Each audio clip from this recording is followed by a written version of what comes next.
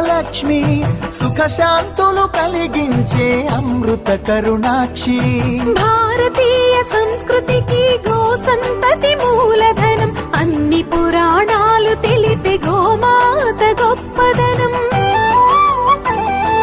జగతిలోన గోమాతది ప్రథమ స్థానం అని చాటెను తిరుమల తిరుపతి దేవస్థానం.